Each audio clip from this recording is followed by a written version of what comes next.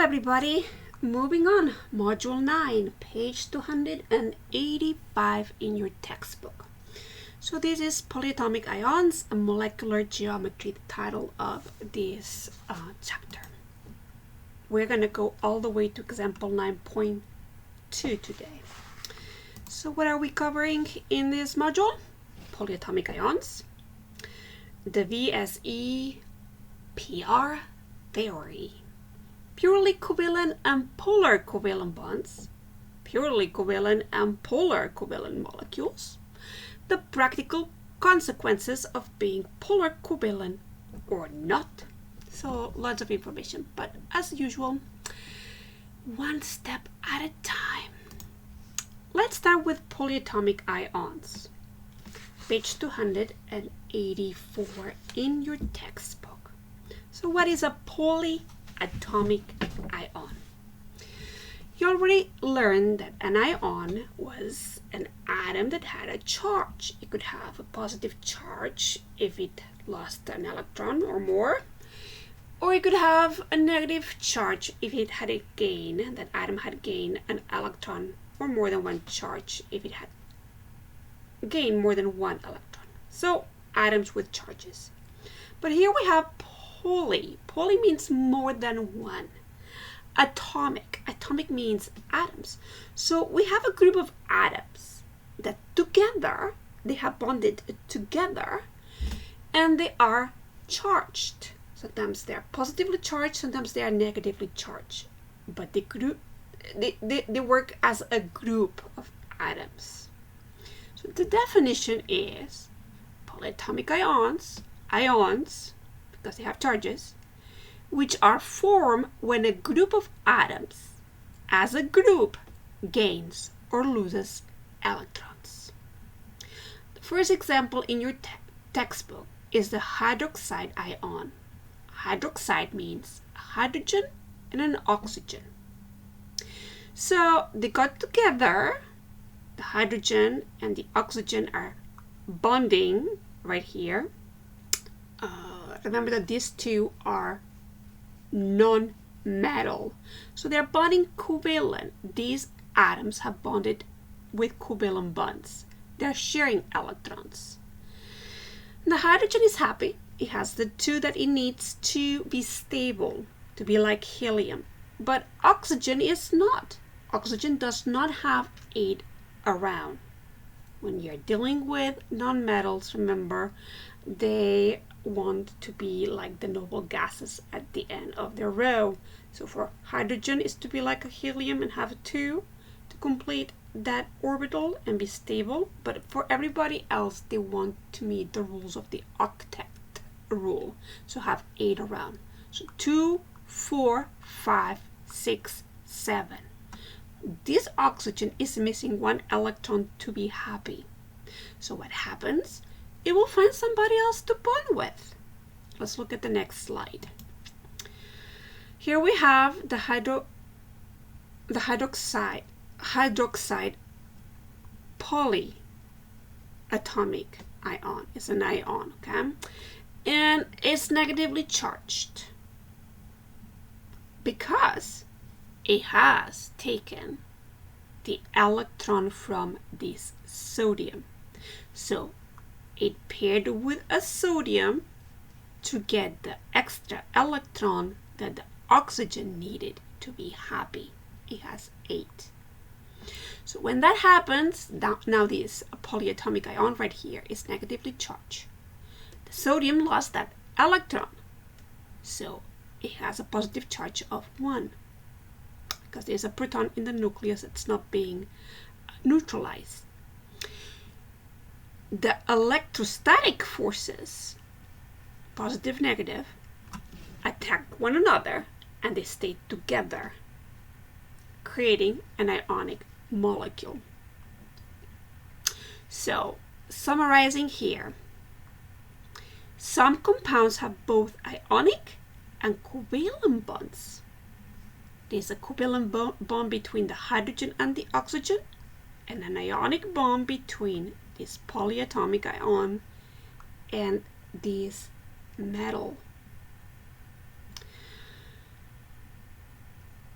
Okay, moving on.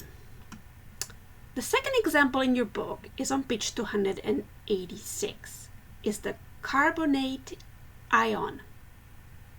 So it has a carbon and it has 3 oxygens. See what happened here?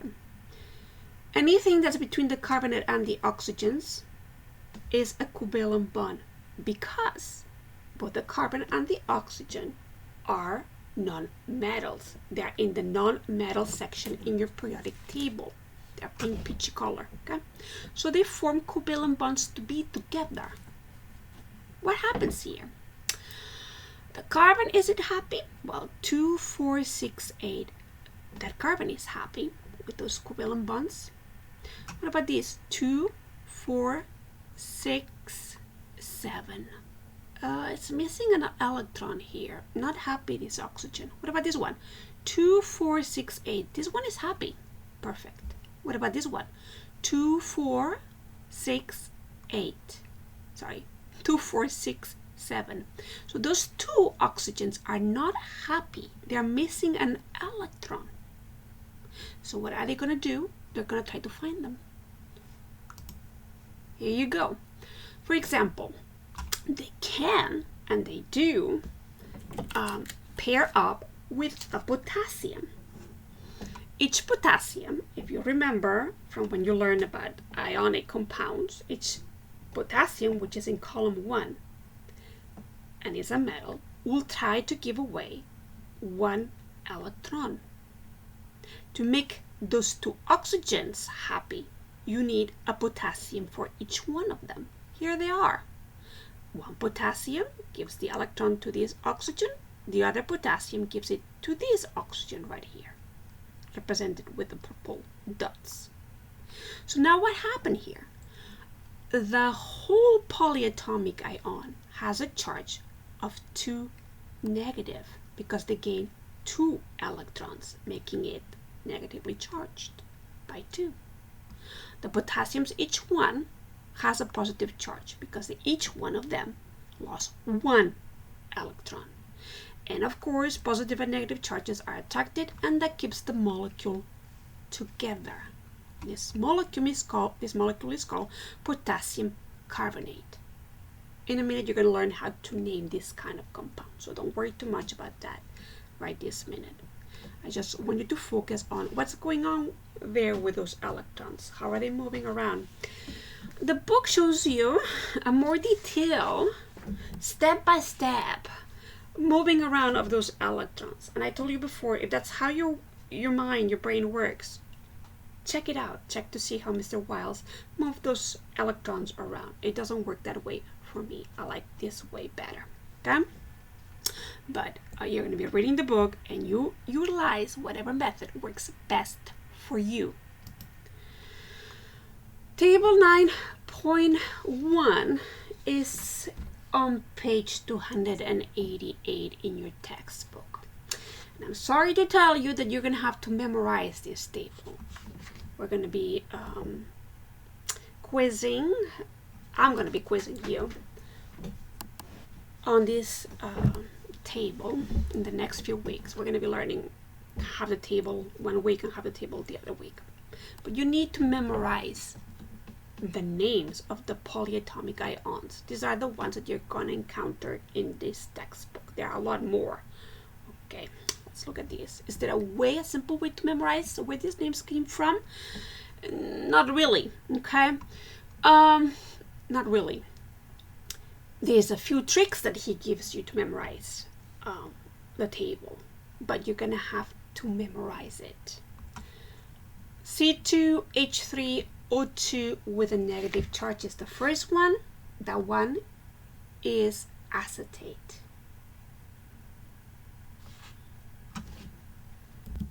I want you to notice that this table does not match exactly the table that you have on 9.1. You have the same polyatomic ions, but they are organized a tiny bit different. So be mindful of this when I'm talking about these. But the same names will appear in your table. You need to memorize the name, remember the formula and also remember what charge that polyatomic ion has, because the charge will dictate how they're going to do chemistry, with whom they can pair and how they're going to pair with them, with those metals. Okay, ammonium. Ammonium, NH4 with a positive charge. Carbonate, CO3, 2 negative. Chlorate, ClO3 negative.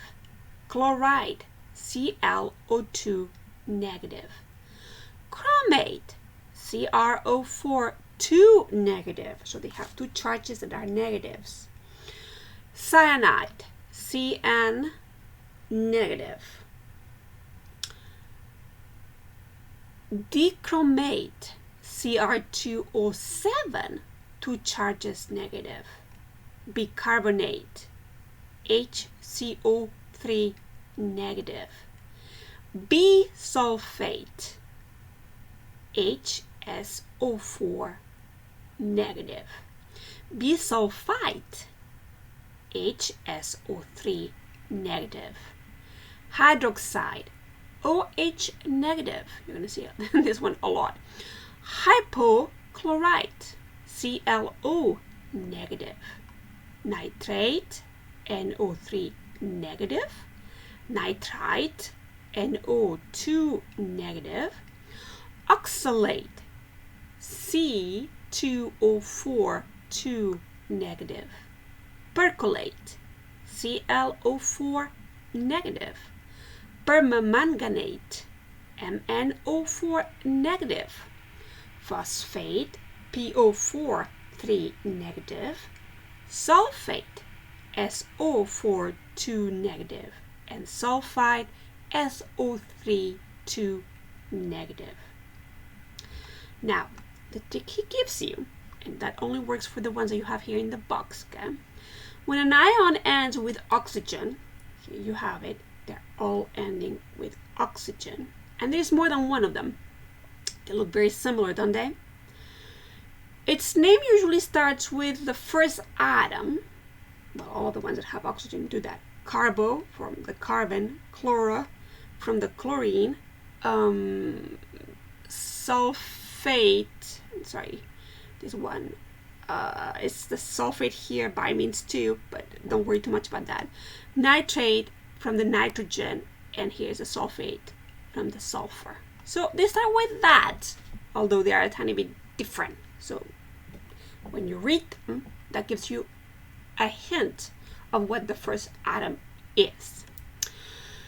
And then the ion ends with ate or ite. And you'll see that it can end with other different things too, but for right now, ate and ite is the trick that he gives you. The ion with the more oxygens will end with 8. Chlorate has 3. The one with less oxygen will end with ite. So the pair here, the one that has more oxygen ends with 8. The one with less oxygen with ite. 4 versus 3. 3 versus 2. 4 versus 3. So whomever has the most ends with 8. The one that has the least of the oxygens ends with ite.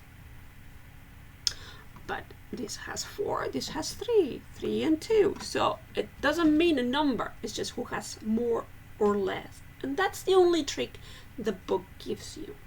I'm sorry to tell you, it is not a good trick to memorize these. You are going to have to use your brain power to memorize this table. Here's a tiny bit more information, because there's a lot more polyatomic ions, okay, that you can be working with. Look at these examples right here. Perchlorate, chlorate, chloride, hypochlorite. So you may see them in the future. What do we have here? Per, the root for chlor, chlor from chlorine. Here is the chlorine appearing. They all end with oxygens. And then ate, ite. Here's another one, hypo. Per is the one who's going to have the most oxygens. So if you have a compound that starts with the same atom, the chlorine, and only has two of them, two different forms, you're going to have one that ends with 8 for the one who has the most oxygens, and one that's going to end with "ite" for the least oxygens. But if they have more than two forms, you're going to have to add "per" in front to the root to indicate that is the most oxygens. So perchlorate just means it has the 4 oxygens. If it has the 4 forms, the one that has the least oxygens will have the hypo in front of it to show you is the one who has the least oxygens. In this case, it only has the 1. But here you have all of them have 1 negative charge. Okay? That's all it is. Just a little bit more information because we're going to practice. And I'm going to make you practice more than the book makes you practice because this is very important. And if you go into chemistry, you're going to need to know this pretty well. Let's start with the examples that the book gives you. Let's start with the easy examples. You're going to be using table 9.1. Eventually, you're going to have to do this without the table. But for right now, while you're learning the names of the polyatomic ions, you're going to be using table 9.1. And that's on page 288. You can make a photocopy if you want to move along as you work this coming 2 weeks. So what is the chemical formula for the following? They give you names: calcium nitrate, magnesium phosphate, copper 1 acetate. So what does that mean? And then we're going to do extra practice problem number 1 and 2 from the back of your textbook, so page 577. And then I'm going to give you more because this is very, very important. And then I'm going to give you a PDF with more for you to practice at home. Okay? So here you go. Let's start with the first one. The word they give you, the name, let me pick up white here, is calcium nitrate. Okay? So calcium right here, well, the fact that it ends with 8 instead of "ide," okay, is telling you that you're going to be dealing with a polyatomic ion. So calcium, you already know where calcium is. You find it in the periodic table. Find it. That is in column 2. So what do you know about column 2? In column 2, you know that this is going to have a positive charge of 2 because in column 2, those elements want to give 2 electrons away. And when you lose 2 electrons, you become positively charged by 2. Now, nitrate is going to be your polyatomic ion. So go find it in the table. You need to find it. Nitrate has the following formula: NO3 negative. Well, what does that mean? It means that between the nitrogen and the 3 oxygens, they are covalent bonding because they are non-metals, and that's what they do. They share electrons, but there's not enough electrons to make everybody happy, so they require 1 more electron to be happy, and they're going to go find it. Now, remember that if there's no number right here in front of the negative or the positive, that means that's 1 charge. So that's 1 negative charge. When the 2 charges are not the same, the rules are still the same. When we learn how to do ionic compounds, the rules still apply now. If they're not the same, you are going to crisscross them. Okay? So what happens here? Calcium will have the one that's here. So you don't write it. But now this right here, this polyatomic ion will have the 2. The 2 applies to everybody in that polyatomic ion. So to indicate that, you're going to open a parenthesis. You're going to put your polyatomic ion inside of it. And then you're going to put your subscript 2 outside the parenthesis. Because that applies to the whole polyatomic ion. You need 2 of them. So just for fun, let's count atoms here. Remember what? This is kind of reviewing this. What does that 2 mean? It means that you have 2 nitrogens and you have 6 oxygens. The 2 multiplies everything that's inside. So that's what it means. You have 2 nitrogens and 6 oxygens here, in case you ever have to count atoms. So the first example is done. This would be your answer right here, okay? This is your calcium nitrate. Let's erase this and do the second example in your textbook. So they want you to write the chemical formula for magnesium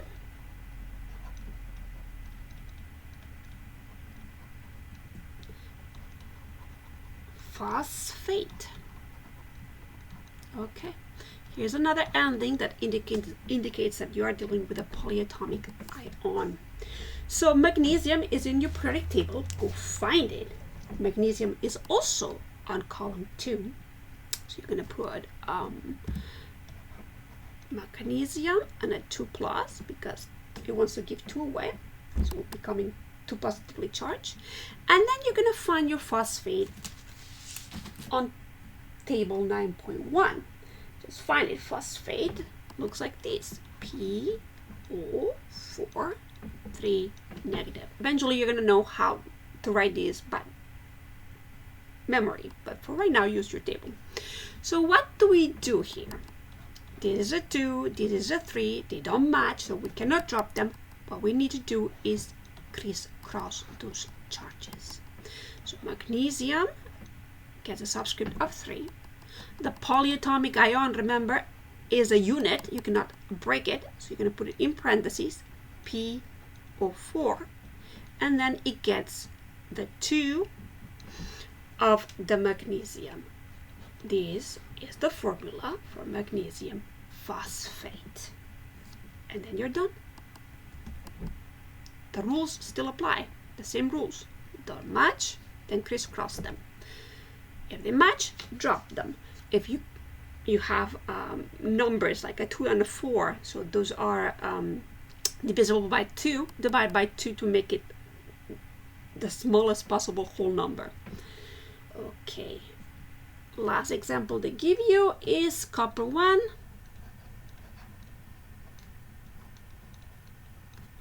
Here's your Roman numeral, acetate. Remember that when they give you Roman numerals, that is the charge that you want to give to the atom in front of it. It means that copper could have more than, it has different charges depending on who he's pairing with or what it's doing. So this indicates the charge. So let's find acetate in your periodic table. Not periodic table, sorry. In your table 9.1 on page 288. So find acetate. Where is acetate? Right here. C2H3O2 negative. Okay, great. What do we see here? We see that the copper had the 1 positive charge because it's a metal, okay? So they are always positive. They lose electrons. And the acetate has also 1. That's the same number. That means you can drop it. Just put them together. Cu, C2, H2O2. And there is no need to put any parentheses. You don't need to put parentheses if this 1, okay? If the subscript here will be 1, you don't need to put parentheses. And then you are done. Are we done? No, we're going to be doing extra practice problems. Let me get them. Okay, got them. So we're going to start with number 1. Number 1 is the first extra practice problem we're going to do. And it says, give the chemical formulas for the following compounds. So we have A, sodium sulfate. Okay. Ending in 8, polyatomic ion. Right now we're working with polyatomic ions. So suspect that everything you're going to be doing is with polyatomic ions. But in the future, you're going to have a variety of things. So when you see this ending, you know, polyatomic ion, great. Sodium, find it in the periodic table. Where is sodium? Sodium is in column 1. So what does that mean? It will have a positive charge. Find sulfate in table 9.1. Sulfate is SO4 2 negative. Well, what's going on here? Are they the same? No. So crisscross them. The 1 will become the subscript for the sulfate, and the 2 will become the subscript for the sodium. Sodium 2, sulfate 1. And remember, if it's a 1, you don't have to put parentheses, and you leave it just like this. You're done. This is your answer. Okay, erase. So we're doing B now. B, magnesium nitrate. Polyatomic, magnesium, Mg, where is it? Ooh, it's in column 2, 2 positive. Nitrate, find it on the table. Nitrate. NO3. What? 1 negative. Are they the same? No, crisscross. Very good. Magnesium 1, open parenthesis, NO3 2. And this is your answer for magnesium nitrate, the formula for that one. Okay. Remember to ask questions if some of this is not making sense. Email me if you need to.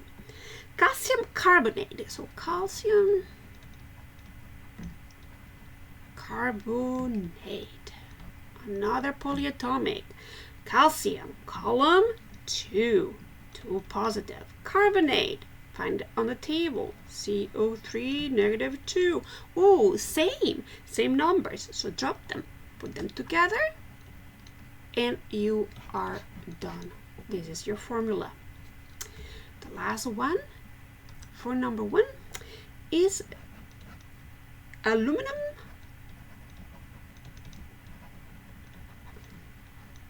chromate.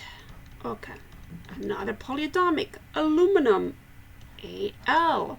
Periodic table says column 3A, so 3 positive. Chromate, on your table you can see that it has this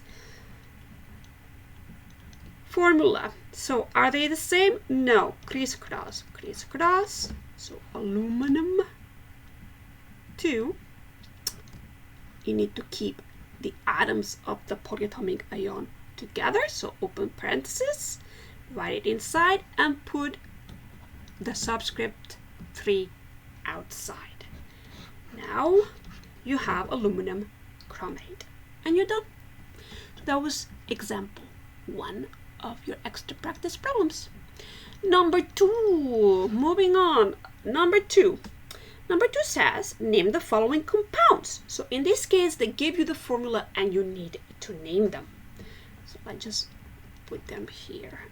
NH4, parenthesis, 2S. Well, what do we have here? The first thing given to you is ammonium. And the second thing here is sulfide. Okay, this one is tricky because ammonium, if you look in your periodic table, has a positive charge. Remember that when you're writing these ionic compounds, whomever has a positive charge goes first. In this case, it was your polyatomic ion, so you needed to name it first. It was also written first, okay? And then you had an ion, ide. There you go. So you're done with that one. Let's see. So maybe I should spend some more time here. It says, you put the names of the ions together like we did, ammonium sulfide. If it's not in your table, if whatever is at the end is not in your table, just end it with ide. Okay? So if it doesn't have its own name, end it with ide. Just wanted to clarify that. B, I think we have enough room here for one more. Potassium, and here we have something. That's a polyatomic ion. What is this? Well, the first one was potassium, so write it, potassium. It was not an ion. It was not a polyatomic ion. So remember what we did. You name the metal. You just name it. Potassium. Now, this right here is in your table 9.1. What is the name that you find there? It's nitrate. So you write potassium nitrate and you are done. So look for this configuration of atoms in your table until you have memorized it and put it together and you are done with that. So C, what do they give you in C? It looks like this. In a parenthesis and a 2. Well, what do we have here? Magnesium, name it.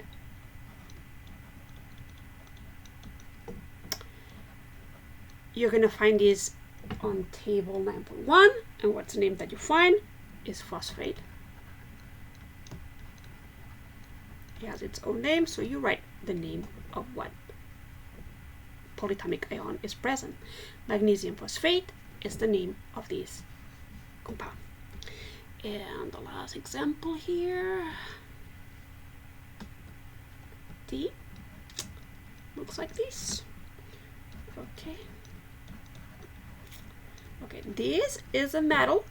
Name it. Aluminum. And this right here is a polyatomic ion. Go to the table, find it, and name it. So what is it? Phosphate again. Well, you're done. That's how you name polyatomic ions and compounds that have polyatomic ions. Now, I don't think the book provides enough examples for you, so I'm gonna give you more, a few more, okay, to help you assimilate this information and practice this information and get really good at doing this kind of exercises. So the first thing we're gonna do is go back and review a tiny bit the difference between ionic and covalent compounds. I want you to classify the following compounds, I'm going to give you a list, as ionic or covalent, because remember that determines how you're going to name a compound. So the first thing you need to be able to do is it ionic? Is it covalent? If it's ionic, does it have polyatomic ions in it? So here we go. Okay, all right. A, CH4, B. I want you to do it. So pause it. After I'm done writing the list here, I want you to pause and try on your own before I give you the information. Okay, and see.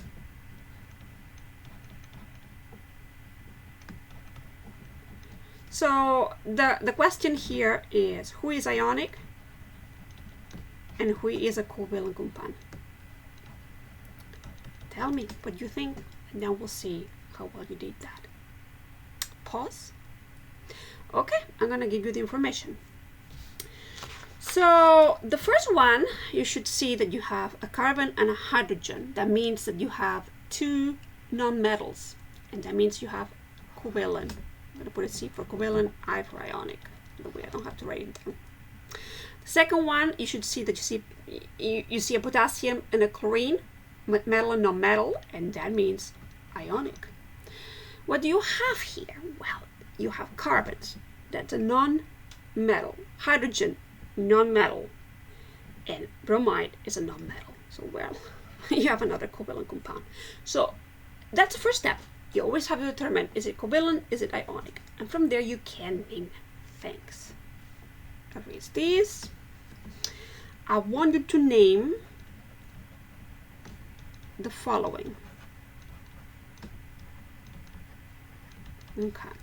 And remember, we're going to do the same thing. Just stop the video here, try to do it on your own, and then I'm going to give you the information. But you need to try first. So if I give you something like this, can you name it?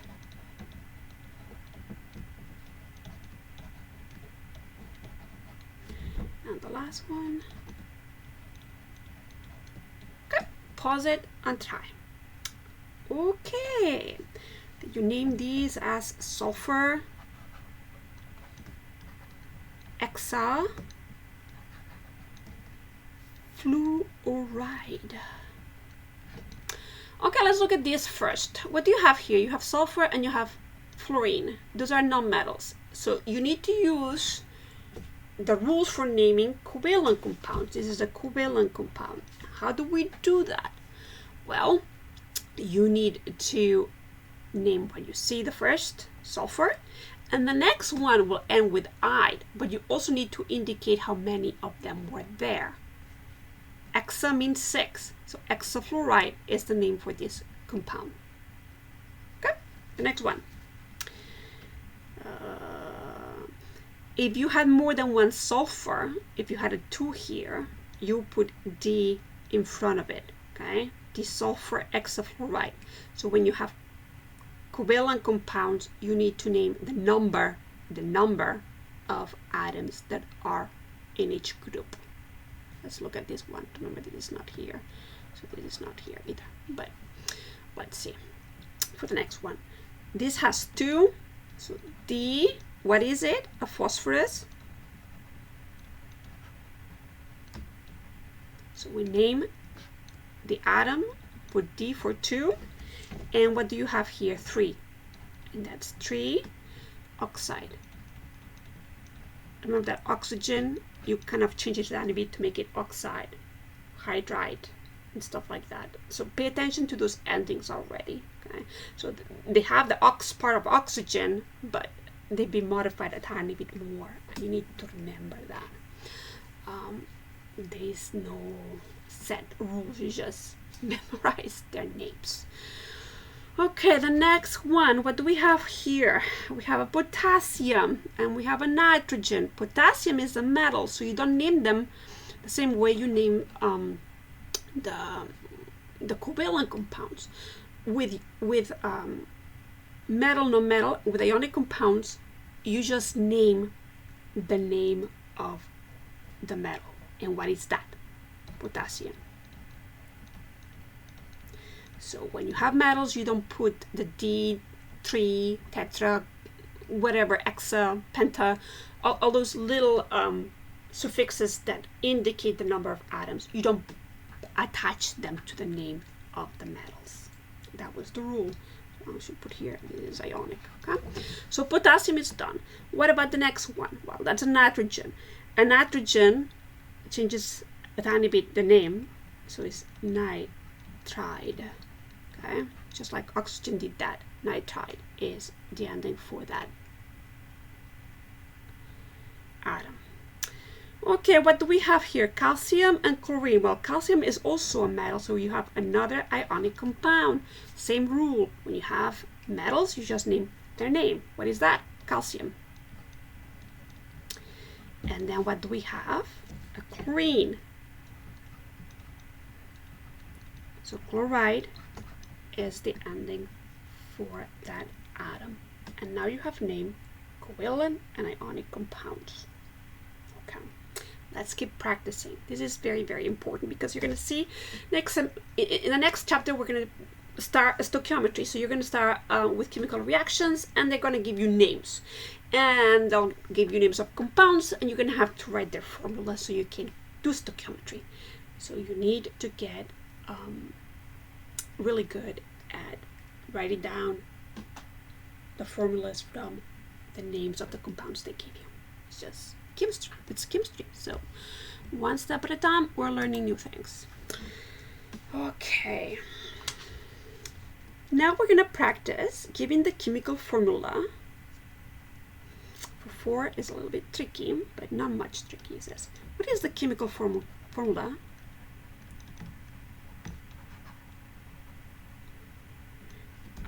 For some compound that has 3 carbons, 6 hydrogen, and 2 chlorines. And what else? 1 oxygen. So how would you write this? Well, remember that all these numbers are subscripts, so just put them as subscripts. 3, hydrogen 6, chlorine 2, and the oxygen has a 1, so you leave it empty because that's implied. And you are done. So don't get confused, okay? They tell you the number of atoms that this compound has. use those same numbers as subscripts, and then you have the chemical formula for whatever compound they gave you. Okay, you're gonna encounter some problems like these this week.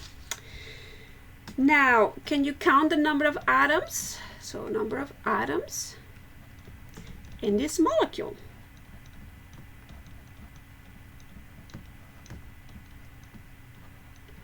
Well, this is the same thing we did in the previous example, but backwards. Add up all these numbers right here, and you'll know the number of atoms that this compound has. There are 12 carbons, 24 hydrogens, 10 oxygens, and 2 sulfurs.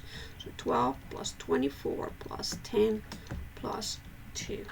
And that's a total of 48 atoms. So they're going to give you problems like these, in which you're going to have to count the number of atoms in a molecule. Well, just count them. And if there's no subscript, that implies one atom. As long as you remember that, you're going to be fine.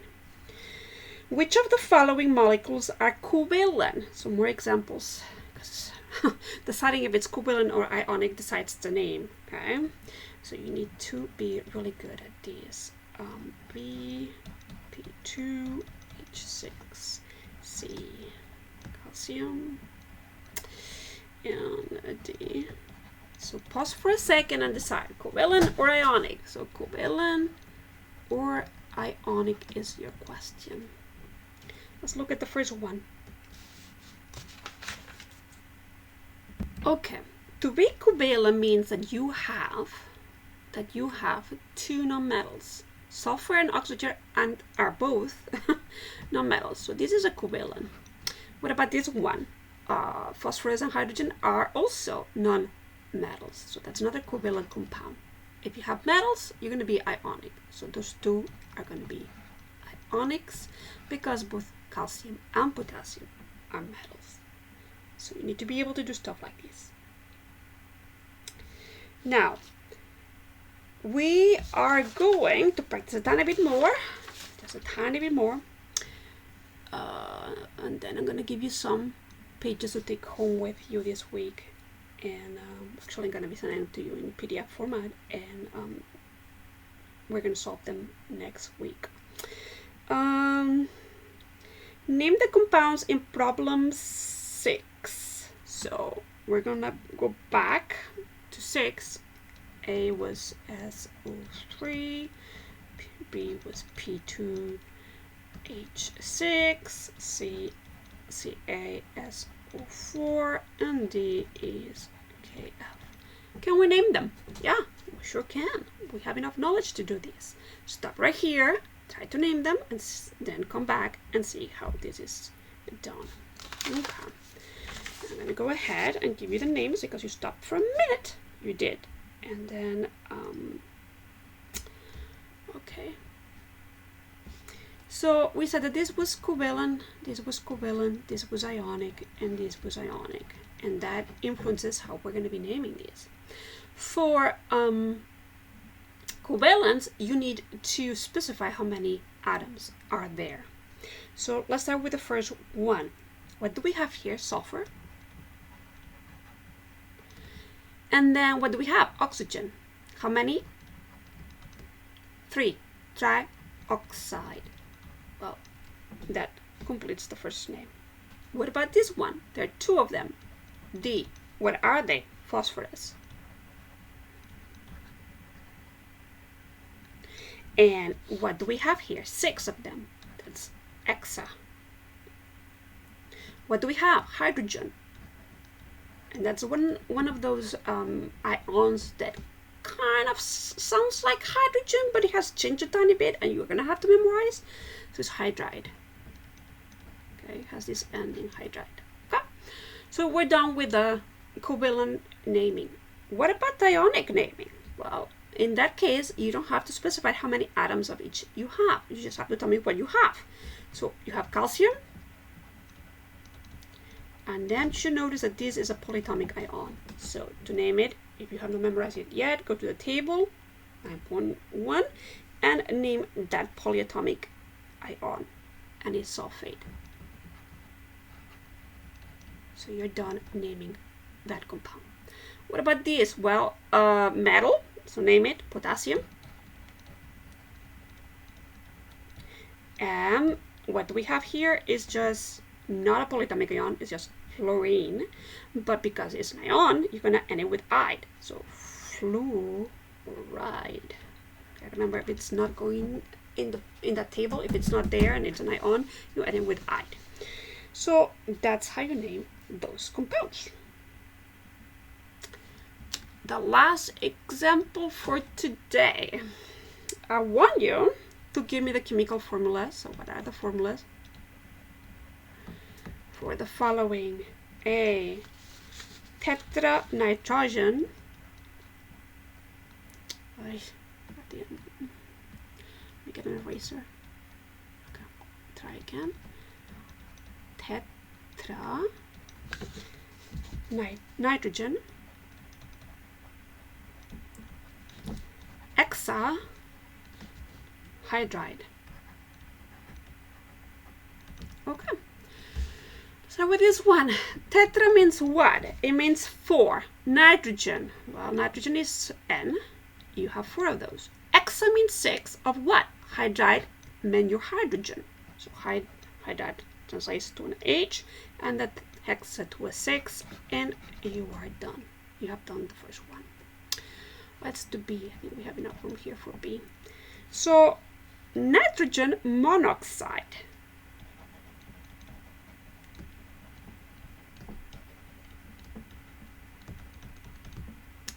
Okay, nitrogen is and there's no subscript in front, so it's a 1.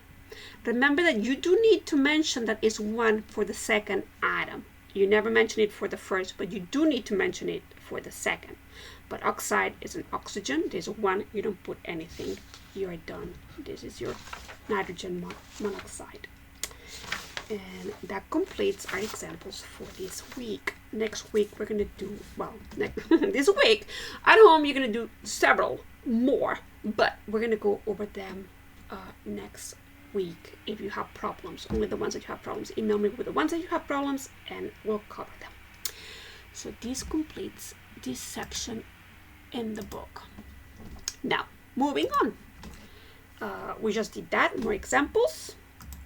And now we're moving to page 289.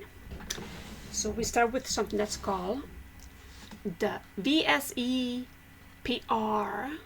theory, because we're going to learn about molecular geometry, their shape. And you probably have seen documentaries and other stuff like that that shows molecular shapes in a computer. We have programs now that show you the molecular shape of different compounds. But we're going to start with picture formats of those most basic geometries for molecules, because this is a first year chemistry. So before we can do that, before we can decide what geometry a molecule is going to have, we need to learn about the balanced shell electron pair repulsion theory. So BSEPR stands for balanced shell electron pair repulsion, and it's a theory. This theory says molecules will attain whatever shape, so whatever geometric shape, keeps the balanced electrons, and remember those are the farthest away from the nucleus, the ones that are active in the chemistry of that atom, of that central atom. And the central atom, remember, is the one that has the most openings. So when you're creating a molecule and you're doing Lewis structures, the one that you put in the middle is always the one that has more balanced electrons that are not paired. So as far apart from one another as possible. Let's read this one more time without interruptions. So this theory says molecules will attain whatever shape keeps the balanced electrons of the central atom as far apart from one another as possible. Because electrons have negative charges, and negative charges repel one another. So whatever shape allows them to be the farthest away from one another is a shape that they will take. Now, in this part of the chapter, you're going to learn the names of the different geometries, the angles of the different geometries, and how to draw the different geometries. And I'm providing you with a PDF that has little arrows to determine what Lewis structure you're going to have to draw for the different molecules that they're going to give you. Utilize it. I'm going to let you use that for homework and also for your test. So it's a process of elimination, and I want you to use it to determine how to draw the different molecules. If you want to memorize it, go ahead. But I don't need you to memorize the angles.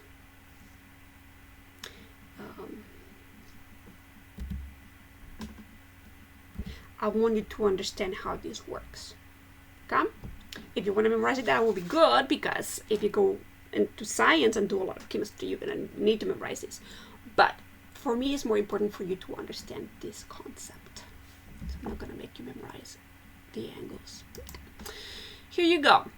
Let's start with page 290. The first shape, the first geometric shape that they introduced to you is a tetrahedron. Tetra means 4. And this means 4 legs. That's what it means. Here you have a Lewis structure, and you have methane. So your carbon had the 4 dots around, and you put those hydrogens around.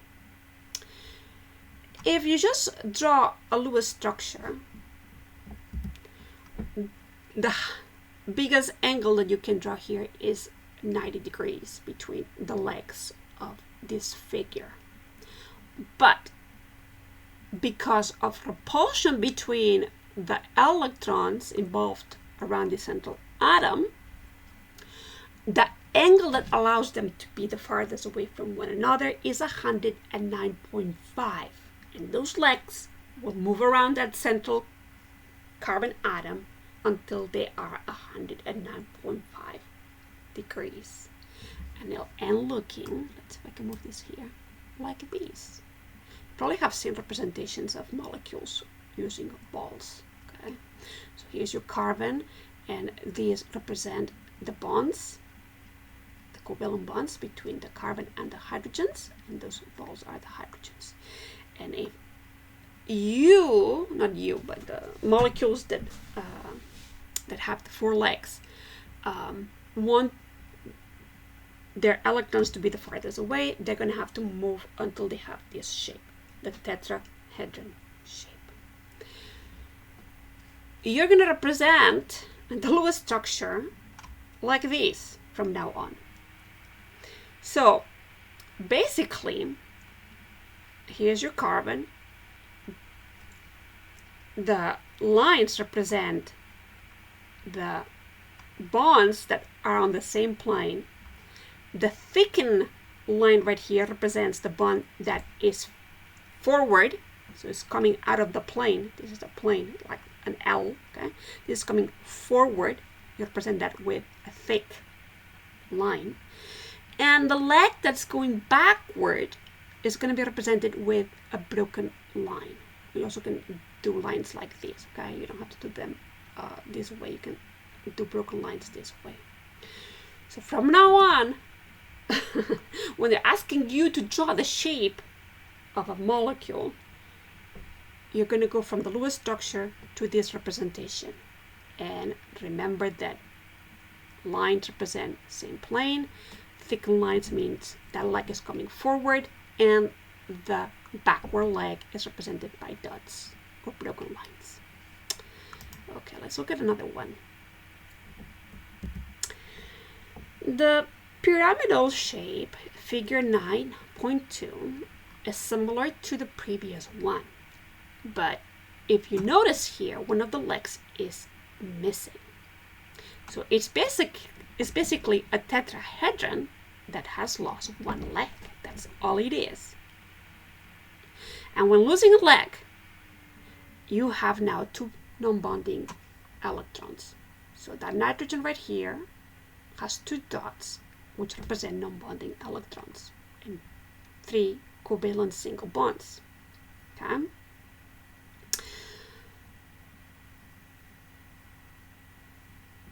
Those non-bonding electrons repel each other more than the bonded electrons.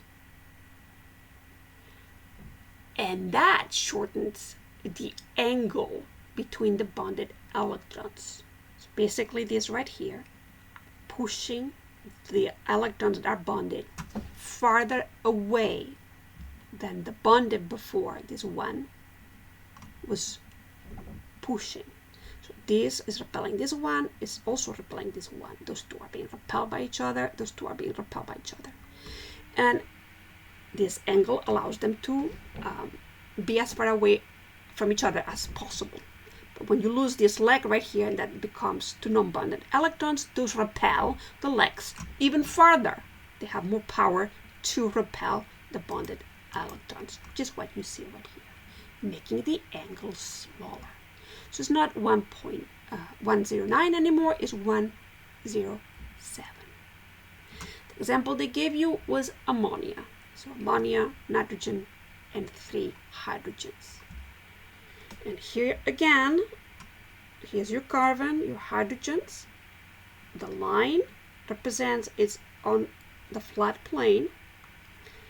The thickened line represents it's coming forward. And the broken line represents that the leg is going backward. And you're going to have to be able to draw this, the geometric shape of whatever molecule they give you. Okay? That is a tetrahedron, and you know that by first doing the Lewis structure. So we're putting everything together. The third shape that they teach you is the bent shape. The bent shape, well, it's bended. Is a tetrahedron that has lost 2 legs. So you have a Lewis structure. It looks like a tetrahedron. You could have had 90 degrees between them, but it has lost 2 legs. So you have 2 pairs of non-bonded electrons. Remember, this right here repels everybody else a lot more than bonded electrons. So the angle now becomes even smaller. It's 105 instead of 107. In this case, you have the 2 legs on the same plane, so you have represented that with just lines. And here you have your oxygen and 2 hydrogens. So that's water. Okay? Okay, figure 9.4, moving on.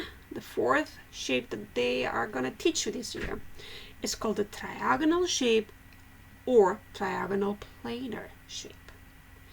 The example is formaldehyde, CH2O. You start by drawing the Lewis structure. So carbon, 2 single bondings with hydrogens and a double bonding with oxygen. And oxygen has 2 pairs of non-bonded. What happens here? All of these is pushing everybody else away. So this angle right here is a lot larger. What is now that angle? 120. Smaller.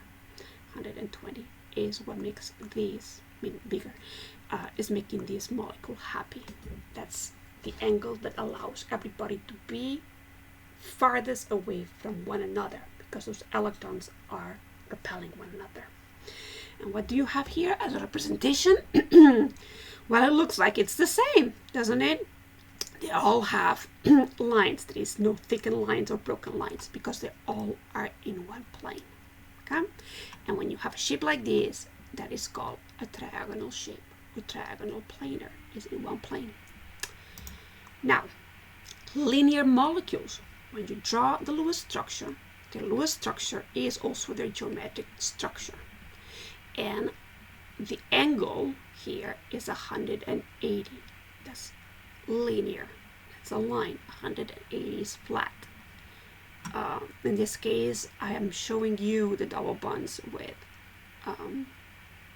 curved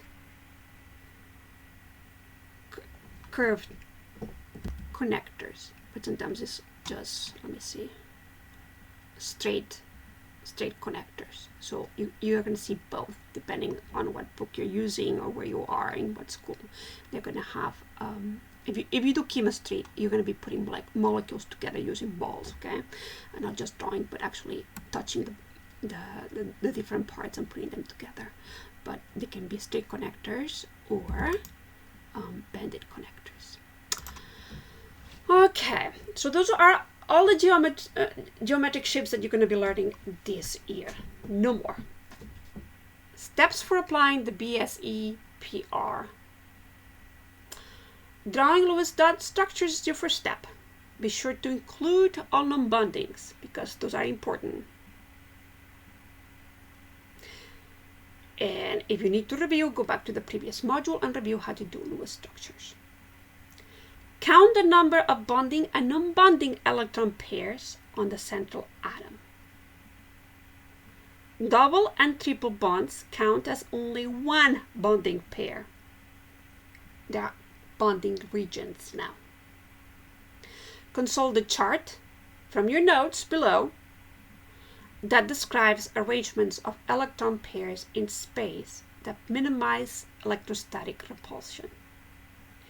I give you a page that has arrows and it says Lewis structure has two atoms or only two groups of electrons. Well, it's a linear molecule and the angle is 180. The table I give you doesn't look like this, but I could not put it here. So this is another way of looking at it. Just look at the table I gave you. So look at the table that I gave you that says how to determine shape and angle of a molecule and how to draw it. The first square says determine the Lewis structure and then draw it. How? There are three arrows. Follow those arrows. So if the Lewis structure has two atoms or only two groups of electrons, and remember groups are regions, and it could be a single bond, it could be a double bond or a triple bond. Double bonds is one region, triple bonds is one region. Okay? So if they only have the two, it's linear and the angle is 180. And I gave you an example of how to draw it. Now, 2.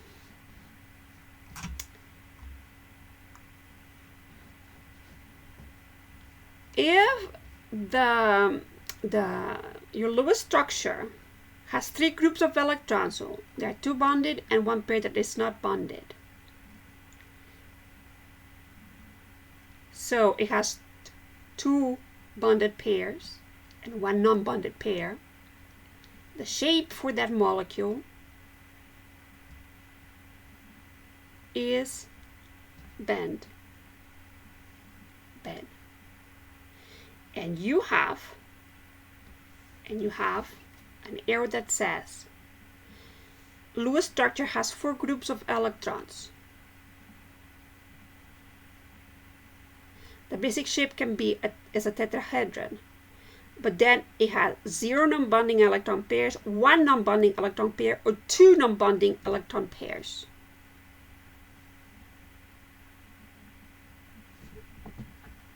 So the what I'm describing right here is this one right here.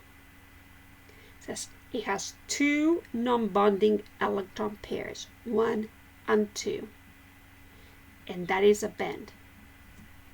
But you also can have a band if you have these 2 bonded pairs, 1, 2, and 1 non-bonded also makes a band. Okay. Let's look at this one right here. Bonded pairs 3. 1, 2, 3. Non-bonded pairs, there's none of them. So that gives you a trigonal planar. Or in your book is only called trigonal. And the bonds between them is 120. And I give you an example of how to draw it. So that's the middle column. It says Lewis structure has 3 groups of electrons. Yeah, 3 groups of electrons. The molecule is triangular and the angle is 120, and here's how you draw it. So follow that tree I gave you. follow whatever column it's falling under. So this one right here, bonded pairs 3, 1, 2, 3, non-bonded pairs 1. If you go to your tree that I give you, okay, that is the farthest away to the right. It says Lewis structure has 4 groups of electrons, the basic shape is tetrahedron, and you go in the middle, it says 1 non-bonding electron pair, and it says pyramidal. Okay, pyramidal. Your book uses the word pyramidal, and the angle is 107, so it's already all there described. 4 bonded pairs, 0 non-bonded pairs, looks like this. That's your basic tetrahedral. And in your tree that I gave you to determine geometry, it says Lewis structure has 4 groups of electrons. The basic shape is a tetrahedron. It has 0 non-bonding electron pairs. It's a tetrahedral. The bond angle is 109, and I give you an example of how to draw it. So please utilize that table. This was just another way of looking at the same thing. Let's look at examples. How to apply this information. Page 296. What is the shape and bond angle of the different things that they are giving you there? And then you have several more to do for extra practice problems on page 577. So we're going to tackle one at a time.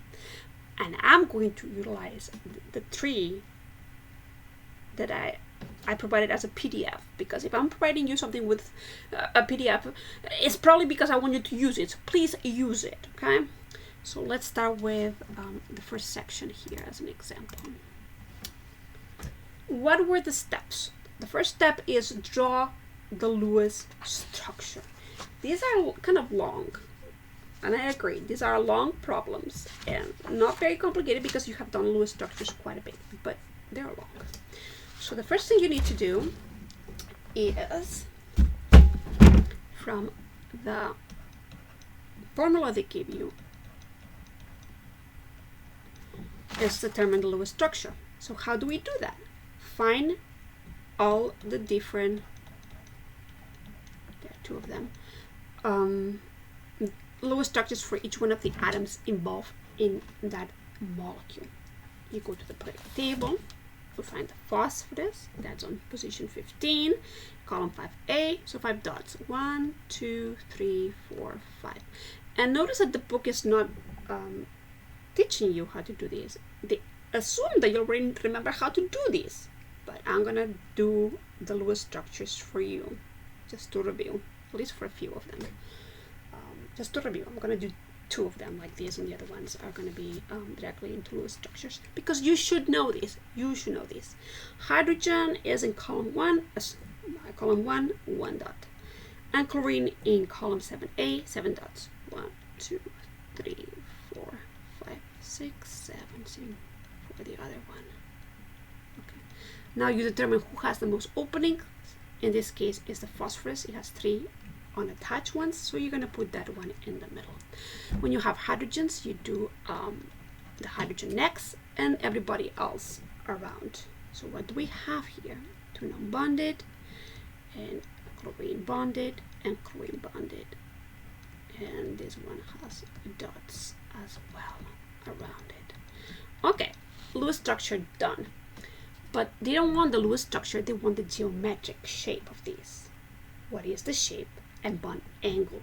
So now we're going to go to that tree I gave you to determine these. 3 possibilities. Lewis structure has 2 atoms or only 2 groups of electrons. Well, that's not true. That's not the column you need to follow. Second column.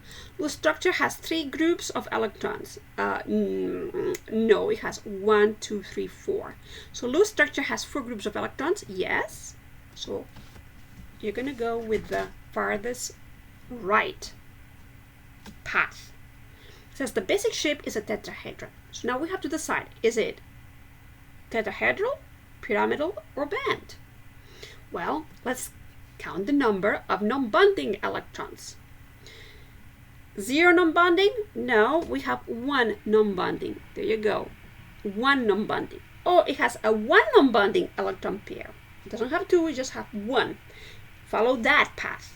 It says it's pyramidal. So this is pyramidal. And it has an angle of 107 degrees between its legs. That's not enough, okay? This is the first step. You still have to draw it. So we need to go and follow the example drawing that's there. So we're going to put the phosphorus right here, the 2 dots at the top, and then we're going to have one of the arms on the same plane. Let's put hydrogen. You can put chlorine if you want to. One of the legs is going to be forward, so you're going to have to make it thick like this, chlorine, and the other one is a broken line because it's in the back, chlorine. And this right here is 107 degrees. This is the shape of this molecule represented by drawing. Okay, so you need to keep the name, the drawing, and the angle, and then you're done with this kind of problems. Let's look at the second example. The second example is SiO2. SiO2. And remember, I'm going to do a couple with the Lewis structures from the beginning, and then I'm going to assume that you know how to do the Lewis structures because you should. You're going to be tested on it.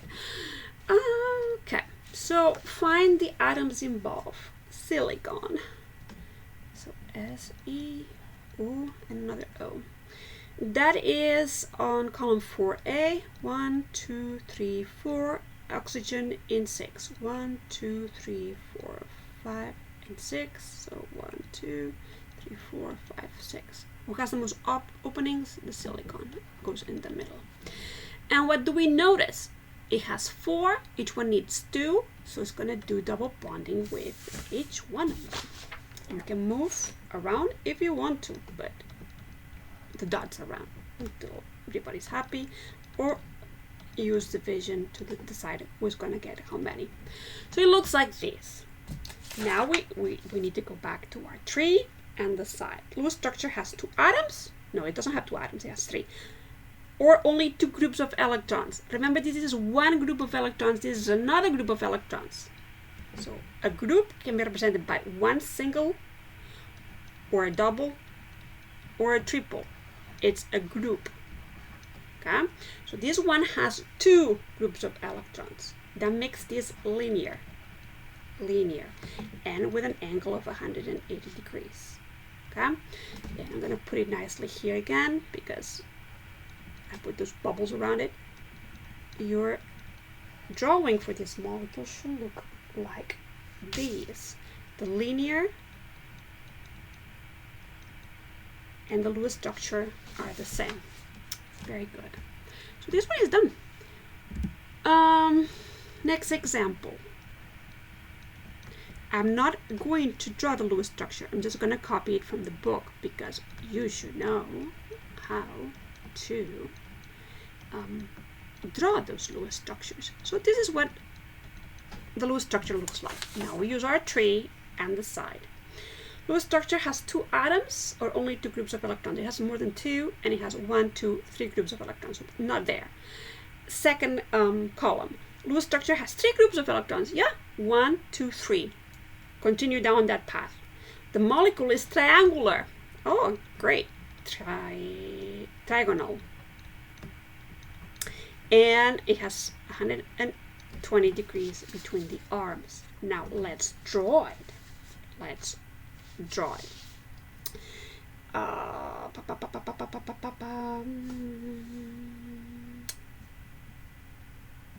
Well, this would be correct if I had not forgotten to put the 2 dots right here. Be careful with those dots. So let's start all over. It is wrong. I forgot to put those 2 dots right there. So back to thinking. It does not have 3. It has 1, 2, 3, 4 groups. So you need to go with the right sidemost column. It's very easy to make mistakes if you don't put all the dots in there. Be careful. pay attention. So for groups, the basic shape is a tetrahedron, it says there. But now we need to determine if it's tetrahedral, pyramidal, or bent. Well, it depends on how many non-bonding electron pairs it has. How many? Here's one group, and here's another group. It has 2 non-bonding electron pairs, making this a bent shape, and that's 105 degrees between the atoms. Let's draw it. So basically the oxygen is right here, the non-pairs are right here, and now we're going to put an angle as well as you can. You don't need to use any geometric tools to do this. Just indicate that this is 105, and then you're done. The chlorine and the dots, or not dots, I'm not going to put dots, but you probably should put the dots. Okay, let's put the dots. To make it finished, you should put those dots in there. But anyway, that's the end. All of this information, then 105, and then the drawing completes this problem. Mistake I made was that I didn't put the dots there, and if I don't put the right number of dots, then I'm not following the column that I need to be following. So please be careful with that. That's a kind of mistake that you can do when you do these kind of problems. Okay, let me get white and do the last example. It said, what are the shape and bond angles of boron 3 fluoride?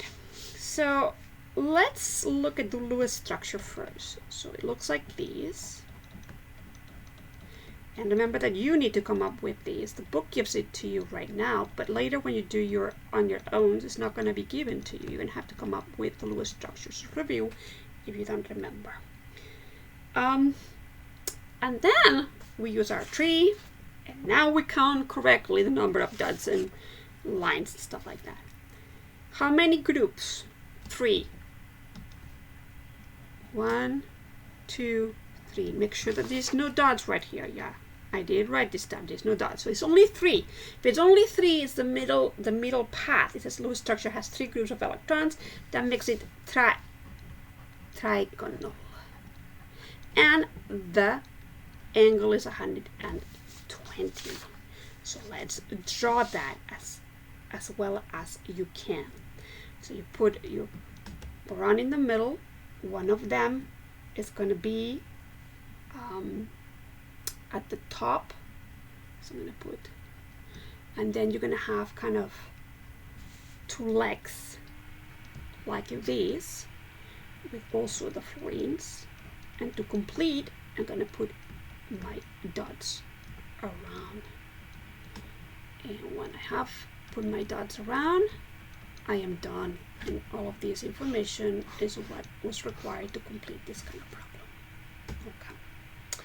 So let's do extra practice problems. And I'm just going to give you the answers. Okay. Let's erase these. Extra practice problems. Let me get them. I'm going to give you the shape first, but then I'm going to expand. So if you do it right, skip the explanation. So number 3. So with number 3. So we're doing number 3. You should have done something like this. So linear and 180 degree angle. Okay, so if you did this way, just skip until you see the next one. If not, let's look at this. The first step is your Lewis structure. Carbon 4, sulfur is 6. 1, 2, 3, 4, 5, and 6. So what do we see here? We see that this molecule, remember, exists in nature. That we can put those 2 together, and we can put those 2 together, but carbon still has 2 that are unattached. And let's see, 2, 4, 6, 8 would be happy. 2, 4, 6, 7. That's not going to work. But instead of making these into some kind of quadruple bond, if you remember, the software very kindly will move those electrons to the middle and share with the carbon, ending with the triple bond that you have right here. And if you use your tree to determine shape, when you do the Lewis structure, it looks like this: carbon and sulfur. Okay, and then you say the first column says has 2 atoms. Yes, it does. Or only 2 groups of electrons. Well, it has the 2 atoms. So that makes it linear with 180 degrees between them. Okay? So that's how you solve number 3. Number 4, the answer for number 4 is this one. It's tetrahedral with an angle of 109 degrees. And it will look like this.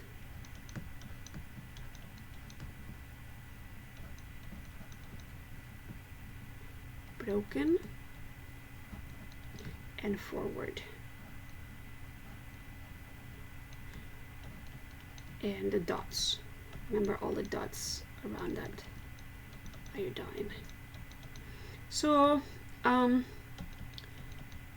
don't have to be the best drawer as long as you put 109 degrees here, although of course it doesn't look like 109 degrees. But anyway, leg for 2 on the same plane, 1 leg forward, and a broken line represent the one that's in the back. Do the best that you can. 109 indicate tetrahedral, write the name, and you're done. But you only could do that if you had the Lewis structure. Silicon had 4 around, the iodine had 1 that needed to go someplace. So each one formed a 90 degree with the silicon. And then you use your tree, and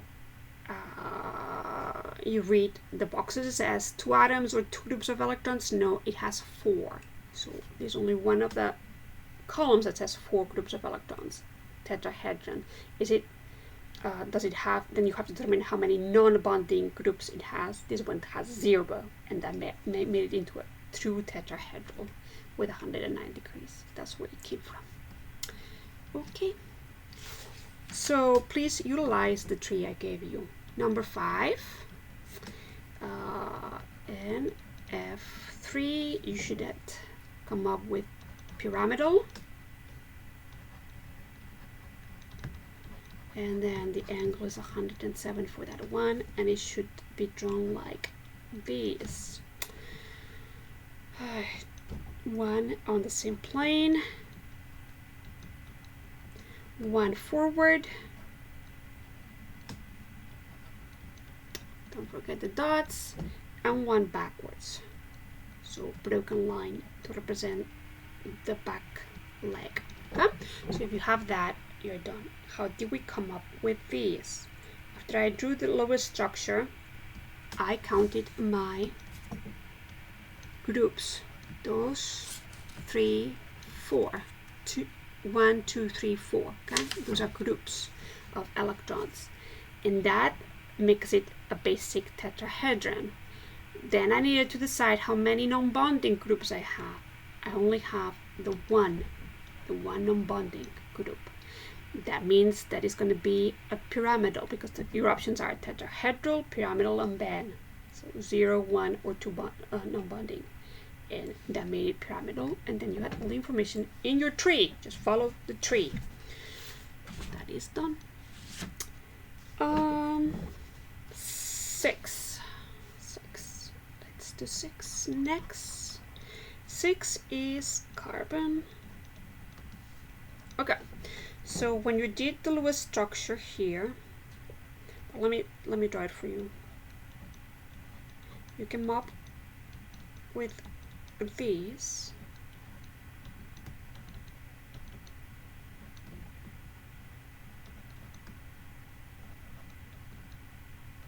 Okay, so this is your Lewis structure. Maybe I should break it down. Yeah, I should break it down. Well, it's gonna look like this too when you do this is, I should put it down, triagonal, and the bond is 120. Okay, trying to decide. I think I'm gonna I'm gonna work through the Lewis structure so you can see how it came with a Lewis structure. But this is diagonal 120. So when you draw it, it's gonna look like this, and you're just gonna leave it like this. Maybe put 120 here to show me that the angle is 120, and then you're done. But how do we come up with this Lewis structure? Well, carbon has 4 dots. You have to be careful when you touch the board here. So 1, 2, 3, and 4. The chlorine has 7.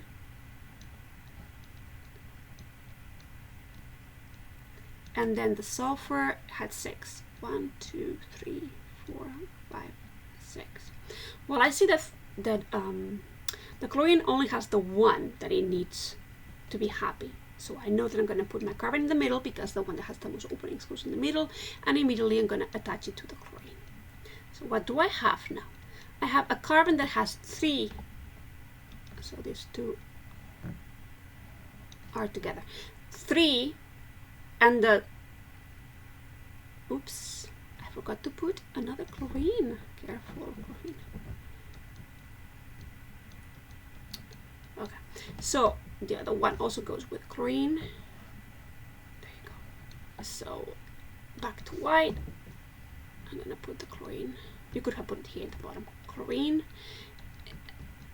And I'm gonna make the chlorine happy. The 2 chlorines are happy. They have 8, 2, 4, 6, 8. The carbon still has 2 unopened or non-bonded electrons. And I see that my sulfur also has 2. That's where the 2 double bonds came from. 2 sulfurs. 3, 4.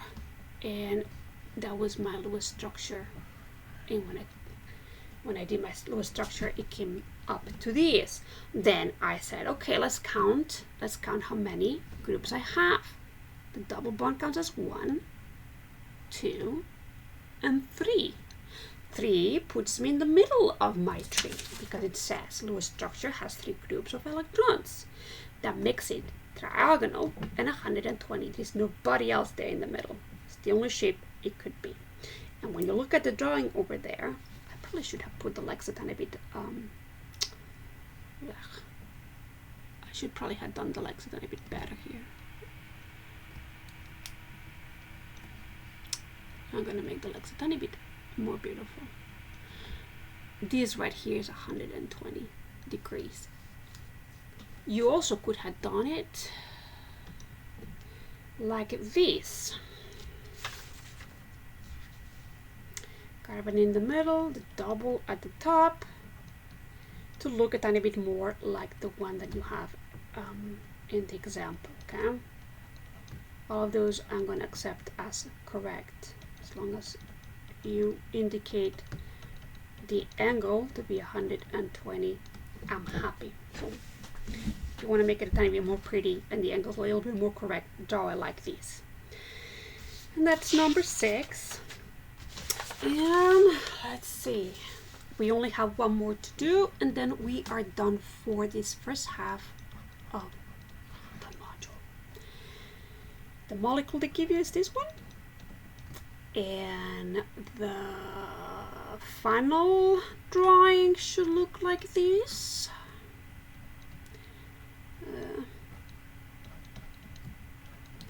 I'm not the best drawer in the world, and it's hard to do it with a mouse, but it should look like this. And this is the bend shape, and the bond is 105 degrees. So if you got it right, just move on. But if not, let's think about this. Once you did the Lewis structure, you had to determine how many groups it had of bond of electrons. So this is 1, 2, 3, and 4. That meant that you went with the farthest to the right in your tree. Lewis structure has 4 groups of electrons. It could be tetrahedral, pyramidal, or band. So you need to count how many groups of non-bonding electrons it have. So you go with non-bonded. It's 2 of them. 2 non-bonded groups. 2 non-bonded means that you are bent. Now put a T here, bent. There's no other option. It says there in your tree, if you follow the arrows, that if you have 2 non-bending pairs of electrons, you have band shape. And then you draw it and you're done. I'm gonna put it a tiny bit nice again because it looks a little bit odd.